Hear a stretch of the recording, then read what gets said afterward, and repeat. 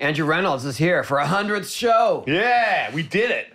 We did it. Thank you, guys. Not sure what that This is. is the end. That's it, right? Yeah, that's it. Yeah. We're just trying to, no. Here's to 100 more. We hope. No, thanks for coming. How are you?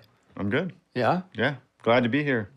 I have this, I actually told myself a few years back, like, I'm done talking. I don't want to talk anymore. I just want to skate and film parts. But then I told myself way before that, if Tony asks you to do something, you have to do it. Oh my God. So there was these two things. I was like, God damn it. Like, what am I? Equal opposing thoughts. Doing the thing you asked me to do outweighs, you know. But you said something before we started where you're like, I just talk about skateboarding. Like Pretty much, my life is skateboarding and this and parenthood. Sobriety, skateboarding. Sobriety, skateboarding, parenthood. And you're just kind of honed in on that. So we're not going to throw you any surprises. And thank you. A lot of our listeners skate, so we can talk skateboarding. Yeah, plus we go way back. Way back. It's amazing. Sobriety. Can I bring that up? Please. When did that happen? 20 years ago. 20 years ago. Yeah, 24 years old. I'd say from 17 to 24, it was like it was a fast Right. from, you know, like some beers and some weed to blacking out to drugs to 24. I was like, okay, this can ruin everything. Right. Like, it was clear. Could you skate at that point when you were using that much? Well, I had this weird routine that probably, I would say was pretty common for addicts and alcoholics of like, I would do something on my skateboard, filming, that would justify everything. Right. So you stay sober, work on that thing. If you get it early, awesome. If it takes a bit, you'll stay sober for it. When, 3-4 days of feeling good, like, okay, let's go film. I could skate. I've been skating since I was 9. So it's like, you know, and plus, you know, you're young. You're like resilient. Right. You don't feel bad the next day and stuff. Yeah. So like I'd get my footage and that would be like, it's not that big of a deal. Plus a lot of my friends were using way worse than me. Right. So I was like, I'm not that bad. Do you think that had something to do with you getting into it that heavy in the first place, that most of your peers were going even harder? Because I remember your time when you started shining and the people that you were hanging out with. I was the vert party guy, and I was like, that guy looks like he's doing more than I am. They were the piss drunks. Yeah, but they were doing more than drinking. Some of them were doing way more than drinking. Yeah. I mean, you know, I don't know. I looked up to Tom and Chad Muska and guys that pretty much were smoking weed and skating and partying. And even before that, you know, the whole punk rock and roll, pro skater, it's just kind of, I think it's changed now a lot. Yeah. But there's less aggression in it. I didn't want it. It was weird though, because when I was young, I didn't really want to go down that road. You know, I was like, I had a great family. When you were young, I mean, we toured together when you were young, and you were all skate all the time. Yeah, I think I was. That was it. Like we're on tour, and we're, you know, like I forced these guys to go to Graceland, stuff like that. Yeah. And they're just like, why? What are we doing? That was cool though. I still remember it.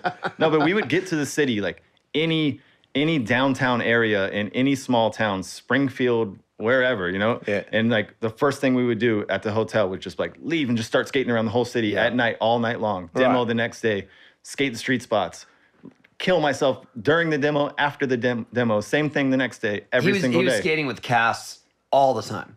Yeah, I remember that.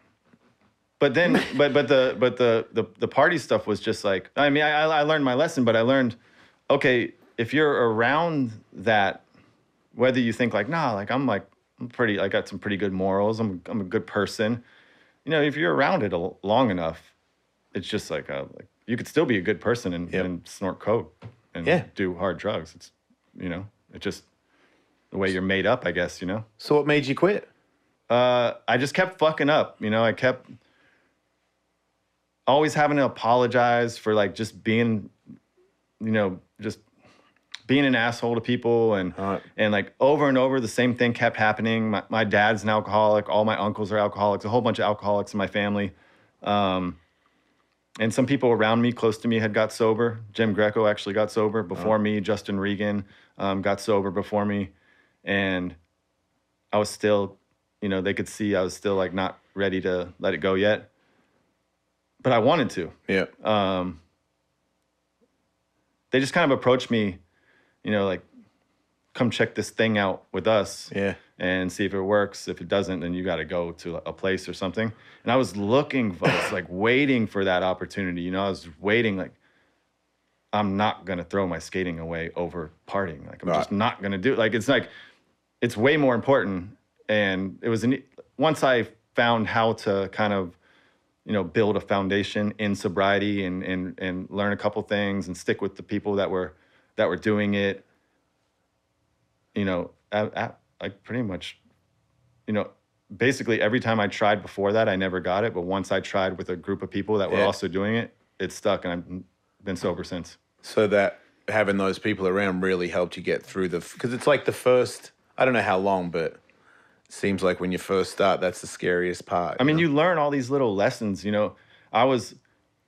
I'd say about 2 weeks in, I was ready to throw it away. I was like, there's a liquor store right here. This is a really good lesson. It was a simple lesson, but it was really good. There was a liquor store right there on Sunset by where my apartment was. And then some of my new sober friends were going to go get Thai food across the street over here. And a guy I had met, he's like, just come get food. And if you want to drink after, go ahead. And I just went and ate. And it was like, dude, no, I was just hungry.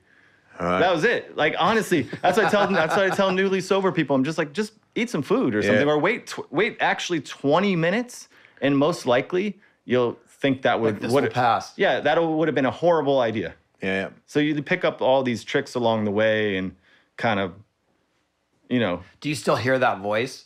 No. Not at all. 20 years later, I mean, my partying was like 8 years. I mean, it's like, this is more of my life has been lived. I've lived more of my life like this than I did like that, It sounds like a nightmare. You were sober when Stella was born. Yeah. I'd been sober for about three years. Mm-hmm. But that's the thing too. There was something like in around 23 that happened. I crashed this car into a house, and like I went to jail. I like fucked up the whole Christmas at my mom's house and stuff. And I was like, that's it, dude. Like, I was like, I can't do that. I can't do this to people around me. You know what I mean? I can't do this. And I stopped for a little bit, and then one drink, I was right back where I was. I was doing drugs. I was drinking again. I'm like, damn. Yeah, I remember you saying that back then. You go, yeah, if I just have one drink right now, then you won't see me. Yeah. I'm gone. Yeah, so it really, it's right there waiting all the time. All right. You know what I mean? There's no getting around that this is the way I am, and that, I can, like, only I can say it. You built a foundation, and you have the tools. Now, yeah. Yes. Yeah, and it's amazing. It's been amazing. Best decision probably I've ever made in my life. Yeah. Well, we're very proud of you. Thank you. Yeah. Thank you. Yeah, respect, man. 20 years, that's amazing. Thank you. Appreciate it.